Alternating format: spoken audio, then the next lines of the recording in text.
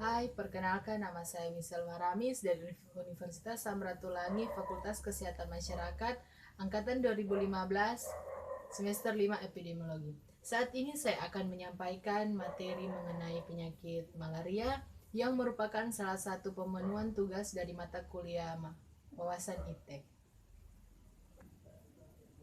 Nah, malaria adalah penyakit menular akibat infeksi Plasmodium yang ditularkan melalui gigitan nyamuk malaria yang bernama Anopheles.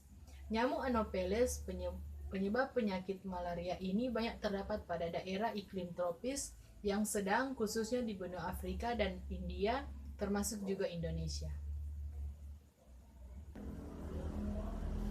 Parasit Plasmodium yang ditularkan nyamuk ini menyerang sel darah merah. Dan sampai saat ini ada 4 jenis Plasmodium yang mampu menginfeksi manusia, yaitu Plasmodium vivax, Plasmodium malariae, Plasmodium ovale, dan Plasmodium falciparum. Dan Plasmodium falciparum ini merupakan yang paling berbahaya dan dapat mengancam nyawa. Penyebab malaria yaitu parasit yang menyebabkan malaria yang biasa disebut Plasmodium. Ada 170 jenis Plasmodium, tapi hanya ada 4 Plasmodium yang dapat menyebabkan malaria pada manusia. Yang pertama, Plasmodium falciparum merupakan jenis yang paling banyak terdapat di Afrika dan menyebabkan gejala yang paling parah. 2. Plasmodium vivax merupakan jenis yang banyak terdapat di daerah tropis Asia. 3. Plasmodium malariae banyak terdapat di Afrika dan dapat berdiam di aliran darah tanpa menimbulkan gejala apapun untuk beberapa tahun. Yang keempat, Plasmodium ovale terdapat di Afrika bagian barat. Nah, gejala penyakit malaria. Gejala malaria ini mirip dengan gejala flu biasa. Penderita mengalami demam, menggigil, nyeri otot, persendian, dan sakit kepala. Juga mengalami mual, muntah, batuk, dan diare. Tapi yang merupakan gejala khas dari malaria yaitu adanya siklus menggigil, demam, dan berkeringat yang terjadi berulang-ulang. Pengulangan bisa berlangsung tiap hari, 2 kali sehari atau 3 kali sehari tergantung jenis malaria yang menginfeksinya. Gejala lain yaitu warna kuning pada kulit akibat rusaknya sel darah merah dan sel hati.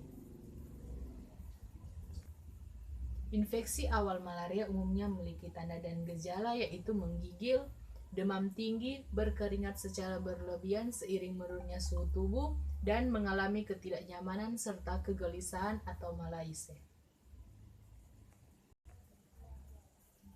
Nah, penularan penyakit malaria. Penularan parasit Plasmodium ini kepada manusia adalah melalui nyamuk Anopheles betina. Ketika nyamuk menggigit seseorang yang terinfeksi malaria, nyamuk tersebut menyedot parasit yang disebut gametosites. Parasit tersebut menyelesaikan siklus pertumbuhannya di dalam tubuh nyamuk dan kemudian merambat ke kelenjar ludah nyamuk.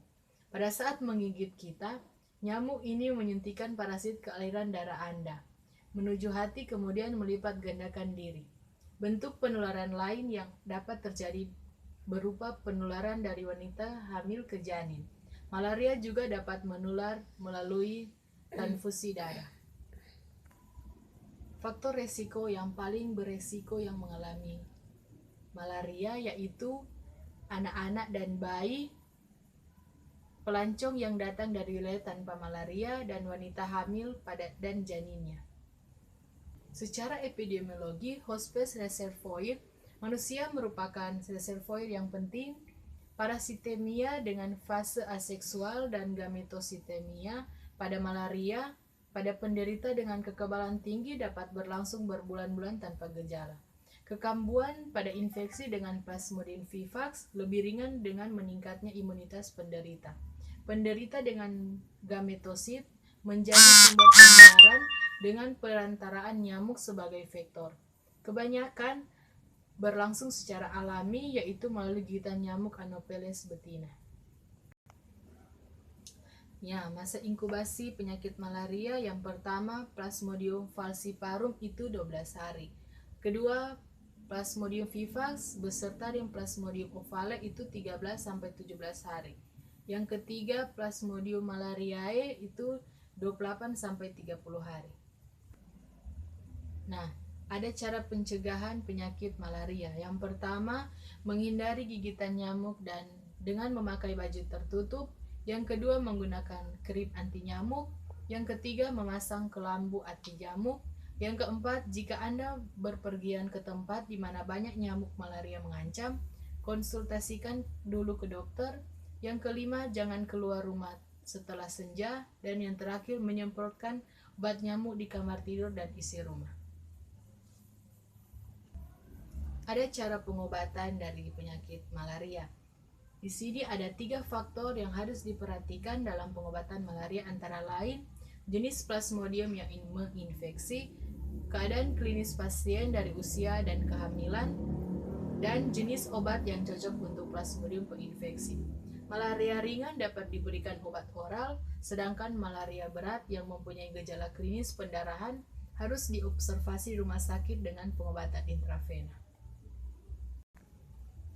Jangan lupa jaga kesehatan diri dengan makan makanan bergizi dan olahraga teratur untuk meningkatkan sistem imun dan mencegah serangan penyakit malaria.